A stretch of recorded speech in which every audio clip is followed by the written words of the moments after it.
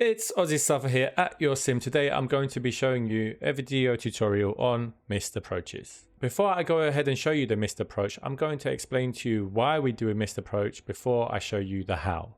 So if you want to go ahead and do the same flight with me, we are EGHF Lyon Salent in the UK to Bournemouth EGHH. We go to our EFB, we'll go to our flight rules, set it to IFR. We make sure we have the ILS landing on runway 26 and check our procedure. We'd go to direct and change procedure. We want to set our altitude to about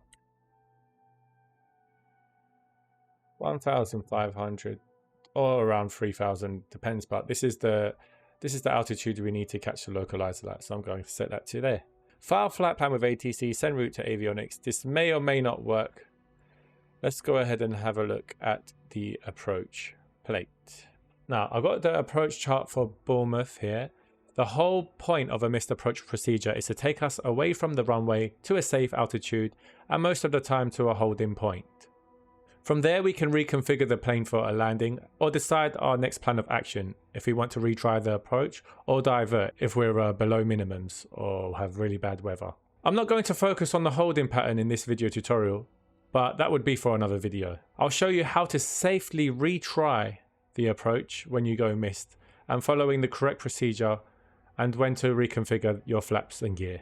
If we don't see the threshold, our MDA altitude here, which for a Cat 1 is 240 feet, if we still can't see the runway, we'll carry out a missed approach and the instructions listed over here. So it says at DME4 IBH, which is here, or 1,500 feet if DME is unserviceable, you'll left turn to BIA, which is an NDB, and climb to 3,000.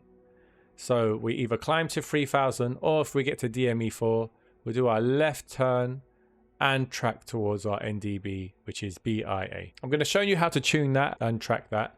If you want to see another tutorial about NDB approaches, let me know in the comments below and I'll do a video on that. I'm going to show you how to track the NDB when following the missed approach procedure. Once we get to Bournemouth NDB, we want to then fly a heading of 056 degrees. We want to be 1,000 feet at DME 7.5 IBH. So IBH, remember, is the NDB 7.5 nautical miles, but we want to start our turn 0.5 nautical miles before. So around 7 nautical miles, we want to start our turn to 255 degrees. Then make sure we're 1,000 feet at DME 4.5 at our final approach fix. You'll notice there's an M here. That's for non-precision approaches. So because we're following ILS, we're always going to go by our minimum decision altitude, MDA, which is 240 feet. And a non-precision approach, your M would be your missed approach point, where you want to start your missed approach procedure. Over here tells us the distance in DME and our altitude we should be. So at 4.5 DME, we should be 1,500 feet here. At 4 DME, we should be 1,370. At 3 DME, 1,050, and 2 DME, 720. We can cross-check those during the glide slope to know we are on the correct glide slope onto landing. It says here our DME at IBH reads 0 at the runway threshold. So you'll see 0 once you're at the runway threshold for the DME on the localizer. We've got our frequencies over here. That's going to tell us. So when we spawn into our plane, it should all be set up, but we're going to double check we have 110.5 IBH, the identifier. We can also tune into the Morse code here. And we'll have a listen to that once we're in the plane. We have our NDB, which is 339. We tune that into a different nav aid as it uses a different band. I'm going to show you how to do that as well. So pretty much missed approach, climb. We want to be either 1,500 feet at DME4. We want to set on our autopilot 3,000 feet. So we would always go by the highest number on the approach chart, which is 3,000 feet. We'll have that set up before we actually make our decision. So once we've armed our approach, we would have 3,000 feet set on our altitude select, but our glide slope will be following the approach that's armed. We'll also select our runway heading on our autopilot and make sure we are flying 255 degrees. We'll climb to 3,000, left turn, track towards our NDB, change our header to 056. We should be at 3,000 around there, and then we will descend to 1,500 feet. turn on to our course of 255 again and intercept the localizer one more time. So our flight plan hasn't got us direct from our runway. What we're going to do, we're going to take off runway 23. We're going to turn to our heading and intercept our GPS path. And then we'll get our NDB and localizer lined up. Now, before I go into that, we're going to make sure our nav aids are tuned. So we're going to check our chart again. And we got it both on nav 1 and nav 2 this time, so we don't get that switching between them both. And if it does, we're going to still be on the same one. I want to tune our NDB. So to do that, we use ADF DME here on the soft keys, right? We wouldn't use nav 1 or 2 because it's a completely different frequency band. Zoom in, use the small arrow to change it, so 0, and to go to the next, you press the big dial, and then 3, and then was it 3-9? So 3 again, big dial, and then down to 9. Then we press enter. We want that frequency to be in the green on the active, so we press enter again, and it's switched on the active. We can then press ADF DME again, and it closes. We also want to go to PFD options, bearing 1, and have the ADF selected. Once we get close enough and receive the signals, it's going to point a blue arrow to the direction of our NDB. So the ADF is the equipment on the plane. The NDB is the equipment on the ground. ADF equipment stands for automatic direction finding, which tracks to our NDB, that stands for non-directional beacon. We also want to have our DME selected here. Remember, DME stands for distance measuring equipment. It will show us how far we are from the localizer that is based on the ground. Remember, it's sending us the beam to the aircraft. So from this point, it's showing our DME in nautical miles, our distance, on the slant range and not horizontally. It uses, imagine a piece of string going from us to the plane in the air, and that's the slant range distance. I'm going to head and take us off, fly us to around here where we will intercept the localizer, then carry out a missed approach procedure and go back and try it one more time. Our GPS is now active and we're going to start following our track after we've taken off. Our ADF has now been picking up the NDB signals, and it's showing us, because we put the bearing, that blue arrow, where our NDB station is. We're 12.5 nautical miles away from the localizer, on the DME localizer. I want to show you a quick tip that one of my subscribers taught me. If you left click hold heading and then right click, it sets the heading bug to your current heading. We want to line up our heading bug with the NDB. So we can set that to, well, we know it's 255 on the approach chart.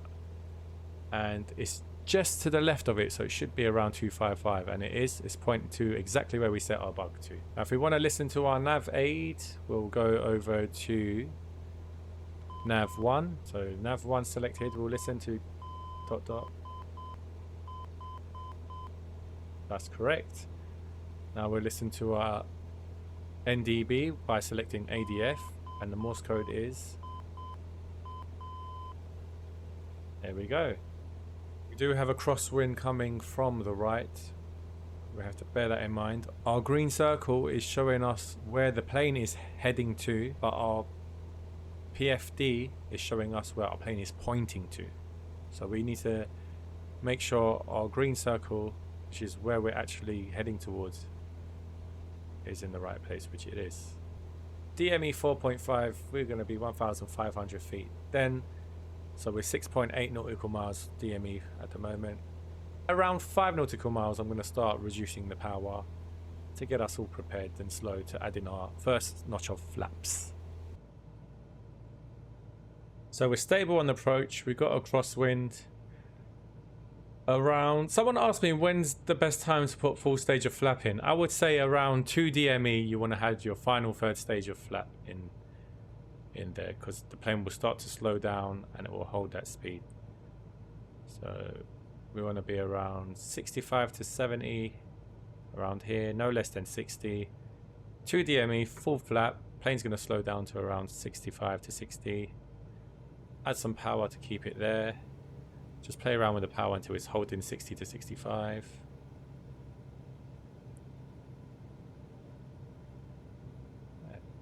That'll be the power setting. We don't need our chart anymore. we know we're going to go to 255 degrees, which our heading bug should be set on. So we set 255 degrees. We're going to pretend we don't see the runway at 240 and we're going to carry out a missed approach. Oh, there's a major crosswind here. Now, another reason we would carry out missed approach, if our needle, our localizer, if our glide slope needle was full scale deflection up here at the edge or full scale deflection down, or the localizer needle was full scale deflection to the left or the right at the edge of the circle, we would carry out a missed approach. Because it wouldn't be safe and you're just going to be playing a guessing game. So we're going to be near our minimums, which is 240. We're going to go missed, full power. We're going to set the autopilot to heading. And we're going to climb to around 3,000 feet. Before we did that, we should have made sure we had 3,000 selected on here so it was ready. And then when we press FLC, it would do it for us. So FLC, 3,000 feet.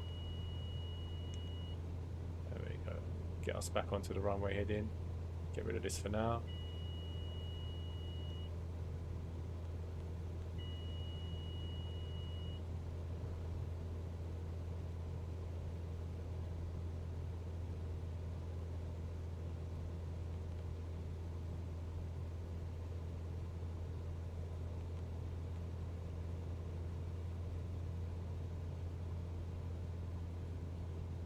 So flaps up. So 2 stage of flaps up. We've still got flaps 1. And now positive rate, get up. All flaps up.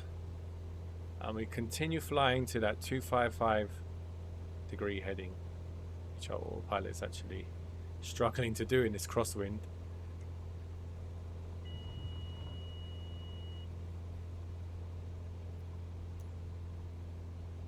We're just going to hand fly this, forget about autopilot. We're just going to follow our heading bug by hand. We want to get to 3,000 feet. Remember, at 1,500 feet, we should be a DME 4 or more.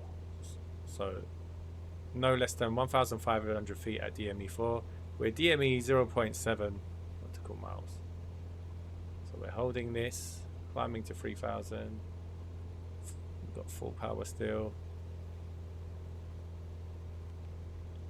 Now we can put our autopilot on. Take the pressure off us.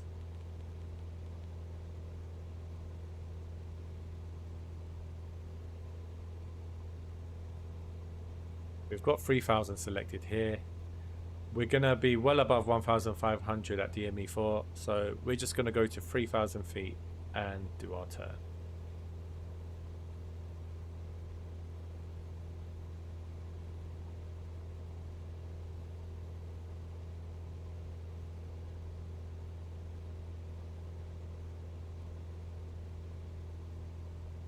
To start our left turn, I'm going to use the heading bug and turn to the left. And we want to be tracking directly to the NDB because it says left turn to BIA. And to do that, my heading bug is going to line up with the blue NDB arrow.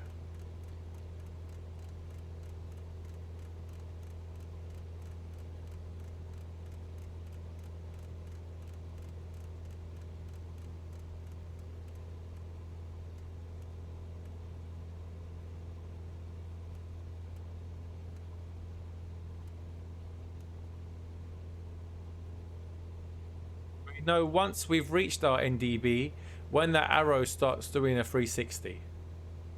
So here's the NDB here. We want to start our turn at a roughly 7 nautical miles because we want to give ourselves 0.5 nautical miles space to do that turn. We don't have to exactly follow this path. As long as we're on that heading, once we've gone over our NDB, it will all be fine enough. We'll have lots of space to do that turn. If we turn the heading straight away to 255 from this point, we'd actually turn around here. So we could start our turn early, but just to follow the procedure, we're going to do it. And we know once we're on our localizer because we've got our needle here. So we're going to use our localizer needle and our heading to get us back onto the localizer. Now I'm not going to make you wait until I get there. I'm going to speed up the sim rate. I've set in the settings my page up and down buttons to increase and decrease the sim rate. So I'm going to do that for you now. Here we go, we're speeding along. So I said around 7 DME we'll start our turn.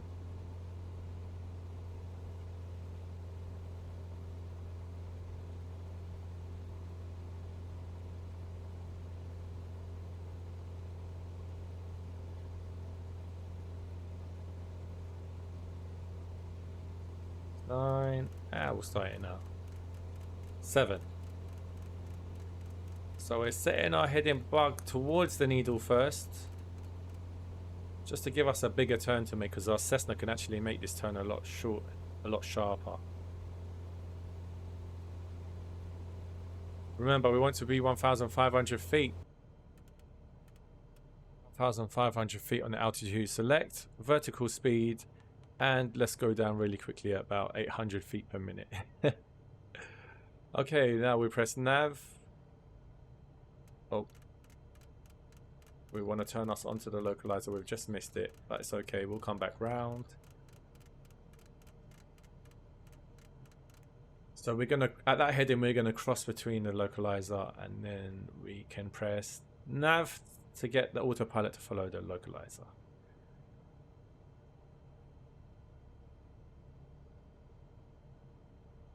Here we go. We've got a good speed, 70 knots. We don't want to look at these diamonds now because we're not at our final approach fix, which is P. Okay. You notice that it says suspend here because when we went around, our OBS went into suspended mode, which activated our missed approach procedure. So you can see we can't select missed approach anymore. So we'll press suspend. So our OBS is back on normal mode. And now we can focus on catching 1,500 feet by our final approach fix. Okay, our needle is moving. We can now go ahead and select nav, and localizer is being established, but we're not established yet until we're lined up.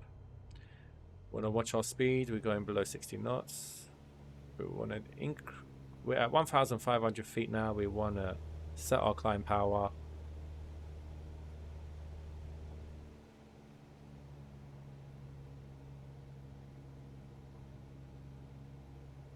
As we're approaching our final approach fix, I want to go ahead and press arm on the approach. We've got our glide slope armed, and we can see the green circle, the green squares, as we're establishing the localizer. 5 DME, because we've got to be there at 4.5. We're going to start slowing the aircraft down to give us 0.5 nautical miles space to get our aircraft configured into the third stage of flap. So we're in the white arc. We can now put our flap down 1, and our plane will start slowing down. Once the diamond gets here, it should arm the approach automatically. We're at a good speed now to do that, 70 knots. Here we go. Glide slope is now armed. The plane will now pitch down on its own. We could always do this by hand, remember. And I want to put in second stage of flaps to bleed off some more speed by creating more drag. So remember, 2 DME, 720 feet, 2 DME, everything's looking good. Full stage of flap. We'll slow down even more. And we don't want to go below 60 knots. So add a little bit of power to make sure that doesn't happen, because we're creating more drag by having full flap. We don't need our chart anymore. We're going to bring her in for a landing, and we've got a strong crosswind coming from 320 degrees, which is around here. Speed is looking stable. 500 feet, check, gear down. We got enough fuel for go around again. But would look like we're going to make this one.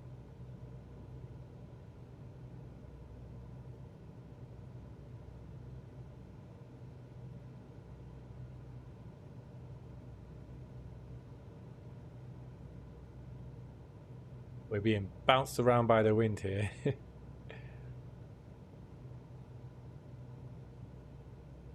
So 2 whites, 2 reds. The puppies aren't that accurate. It's a Microsoft Flight Simulator thing.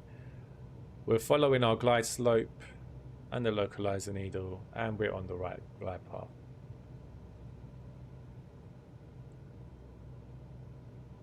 And we're on the right glide slope, sorry. Let's go. I'm gonna disengage the autopilot. I'm gonna hand fly this. I'm gonna use my rudder to counteract the crosswind a little bit. I'm gonna watch my speed it up a little bit. I'm gonna pitch down.